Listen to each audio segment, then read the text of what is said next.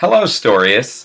In my last video, we talked about what makes a great character introduction and how that's used to bring the audience in and along with the main character of a story very quickly and effectively. This video is going to talk about why those things make a difference, because in a bad character introduction, when we never get pulled into those characters' desires, into who they are, into what they're wanting and why we should root for them, that can cause a movie to fall flat. If we can never root for the protagonist, if we can't find ourselves alongside them in the journey in more than simply what we're reading or watching, if we're passengers on a ride instead of partakers, that is when stories tend to not connect as well, and in the end, we rarely consider them good stories. This summer, the movie Valerian and the City of a Thousand Planets had breathtaking visuals and vistas that were just awesomely imaginative. It had races that were creative and background to a world that would be rich and could probably have its own series of movies just to establish itself. But the main characters and the kind of villain were flat. You never really rooted for Valerian or Lorelei. At least that's how I found it, and many others who I've spoken to felt the same. And why is that? This video will contain a few minor spoilers to the plot of the movie, so if that's something that matters to you, you may not want to watch it. Otherwise, I will avoid any direct details of any late movie reveals. And with that, let's get into it. The opening of Valerian introduces us to the idea of the city of Alpha, where it came from, how it was made, what it is as an idea. And that's very interesting. It's a few minutes of a montage of different alien first contacts and the building of a bigger space station. And then immediately following that, we are introduced to a really unique alien race, a la the movie Avatar. For the Na'vi's jungles, this is a race where the beaches are where they live. You get to meet a character immediately that is likable. She is the princess of this alien race, as they tell you very quickly. And she is just loving life. There's a joy in her. You can tell that her people like her. It's an interesting moment. And I would have liked to have known more about them. And you do find out some, but the movie changes very quickly. And most of that's shown in the trailers. There's a catastrophic event that happens, and it's only after that, perhaps 15 to 20 minutes into the movie, that we finally are introduced to Valerian and Lorelei. And that on its own can create a problem, introducing your main characters so late into your story.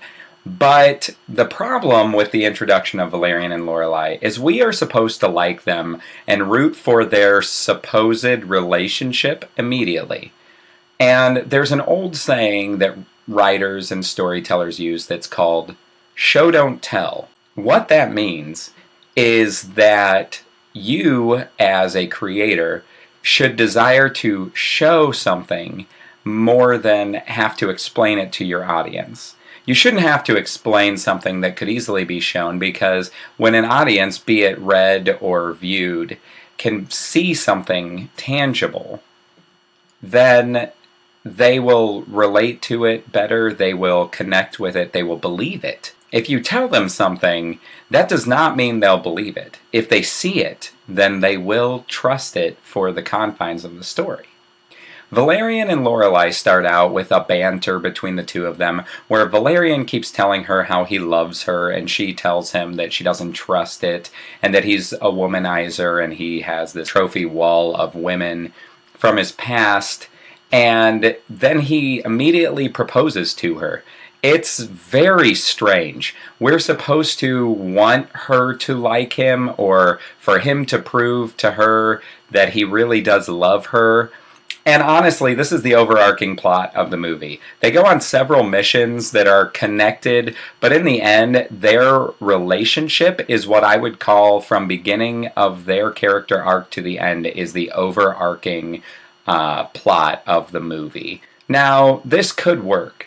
If they had shown us the mission they were on and perhaps the way he is and what she's about, if we would have even had a movie to introduce them more as partners, which is what she keeps bringing up, and he keeps talking about how there's so much more between them, but we never see it. We don't get to truly see it. You get to hear it.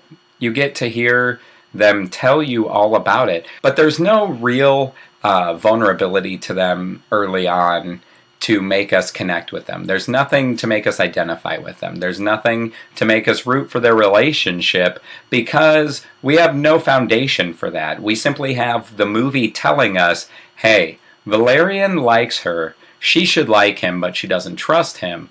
They've been together for a while as partners. Hopefully, they'll get together. That is not a good reason to root for that. There needed to be more. Another character that is poorly introduced in this movie is Clive Owen's commander, Arun Fillet. They want you to believe that he's trying to figure out what's going on. And this is the biggest spoiler of this video, so if you want to stop it, you can. But it is clear from the beginning that he has an agenda that is not noble. He has his own bodyguard robots that are clearly evil. They are sleek, black, red-lit, visored, gun-toting death machines that nobody has access to but him. And he may as well have come onto the screen twirling his mustache, as I mentioned in the last video, and spouting his evil plan, because you have a feeling that he is definitely not honest. He comes across not cold and calculating simply because he's a military commander, but like somebody who is maniacal and scheming. And that's the other problem. There is a reveal in the movie that shows his part in what's going on, but if it surprises you, then you were not looking at him at all throughout his entire screen time. There is no reason to be taken back by this, and that's why it's also a huge failure. When you want to introduce a villain for the purpose of a reveal, to show that they aren't the character that they claim to be, you should probably make sure that the character they're claiming to be is something contrary to what is revealed later.